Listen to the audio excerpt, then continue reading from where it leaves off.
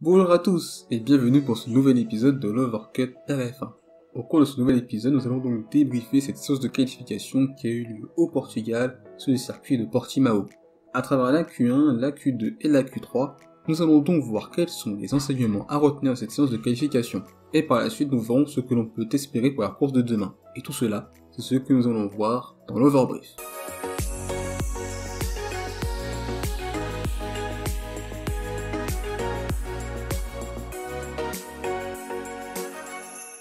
Nous allons donc tout d'abord débuter par la Q1.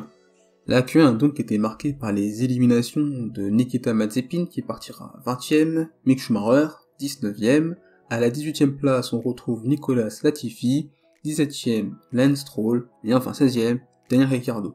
Pour les pilotes As qui seront donc sur la dernière ligne, ce n'est pas une surprise.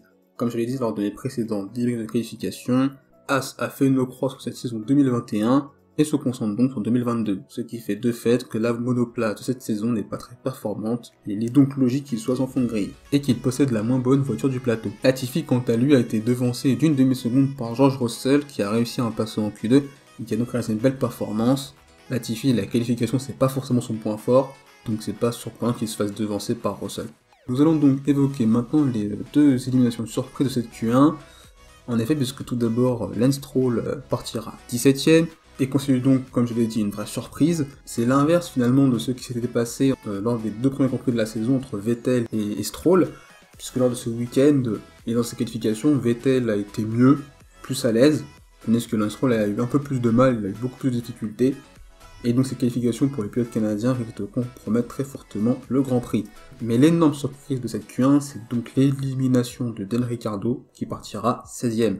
Et pour les pilotes australiens, cette séance a été compliquée, et même s'il y a des circonstances, cette qualification traduit quand même les difficultés du moment qu'a le pilote australien, notamment par rapport à Lando Norris.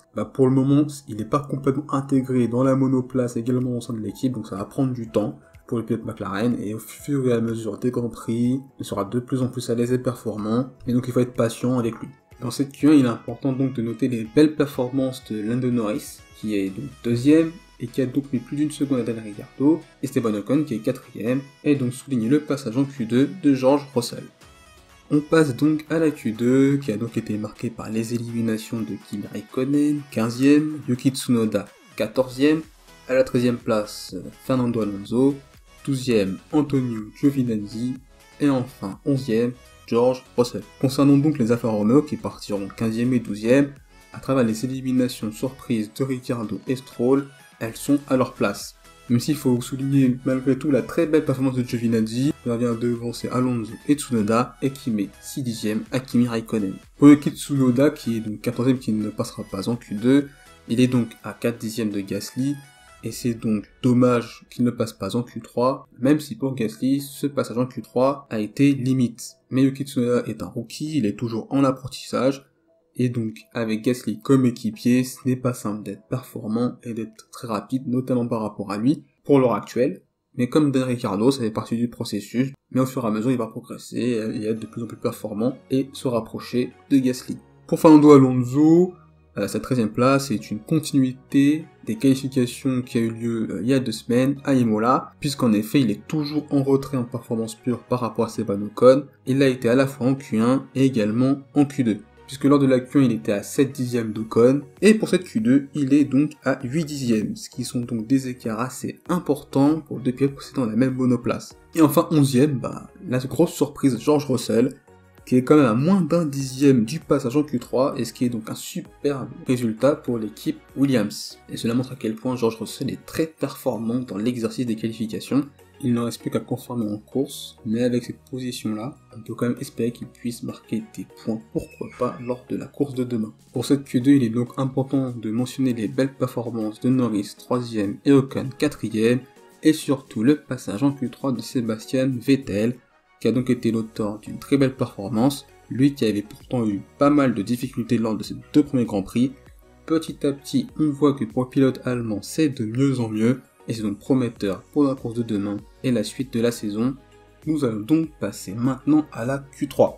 Et donc la Q3 a donc été marquée par la pole position de Valtteri Bottas devant Lewis Hamilton à seulement 7 millièmes, Max Verstappen 3ème, À la 4e place, Sergio Pérez, 5e, Carlos Sainz, 6e, Esteban Ocon, 7e, Lando Norris, 8e, Charles Leclerc. À la 9e place, on retrouve Pierre Gasly et enfin 10e, Sébastien Vettel. Le premier enseignement à retenir de cette séance de qualification, c'est que Bottas is back. Après un week-end absolument cataclysmique à Imola, le pilote finlandais a su rebondir et bien réagir en s'octroyant donc la pole position de justesse face à son équipier Lewis Hamilton. C'est donc le 3e Grand Prix de la saison, au cours duquel nous avons donc 3 poleman différents, ce qui montre à quel point cette saison est à la fois très intéressante et très compétitive entre Mercedes et Red Bull, qui sont donc à la lutte pour le titre pilote et constructeur. Mais surtout cela montre également le rapport de force qui évolue selon les circuits entre ces deux écuries. Le deuxième enseignement à retenir, c'est que Red Bull a été en retrait. Cet enseignement est malgré tout à nuancer, puisque la première tentative de Max Verstappen a été annulée puisqu'il avait dépassé les limites de piste lors du virage 4, et que si ce tour avait été compté, le pilote néerlandais aurait été en pole position.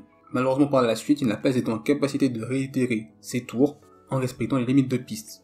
Et même, ça s'est un peu empiré en termes de performance pour le pilote néerlandais au cours de ces qualifications-là. Ainsi, Red Bull a été plus en difficulté, loin des Mercedes certes, pour autant, Red Bull sera présent pour la course de demain et sera capable de titiller très sérieusement les Mercedes.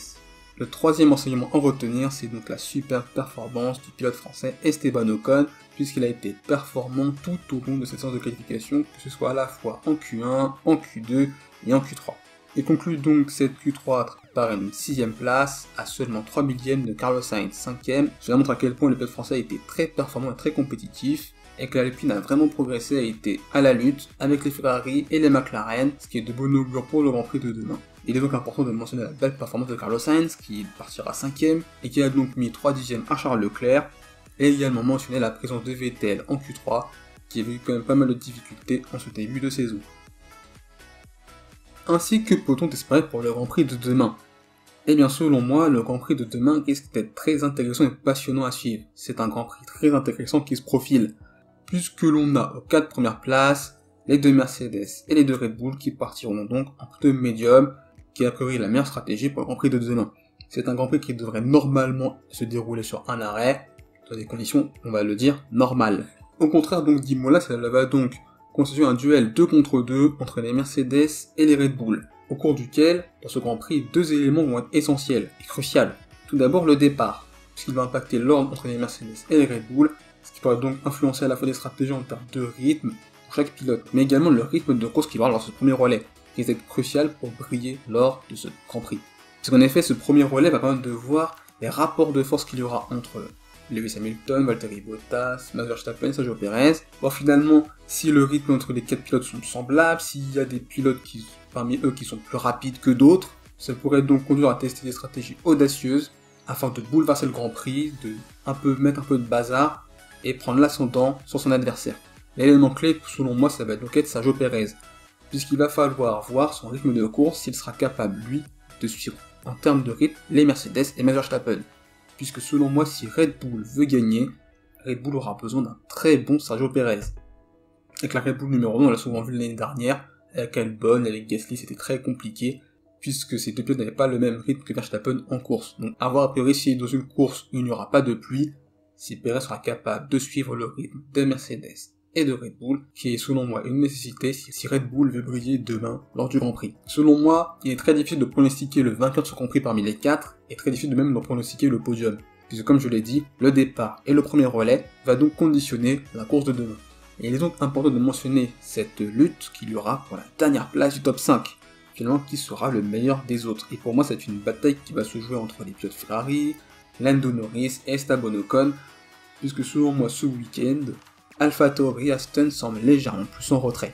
Et donc selon moi l'avantage serait plutôt pour Charles Leclerc qui malgré sa 8ème place partira en pneu médium, alors que tous ses concurrents partiront donc en pneu soft.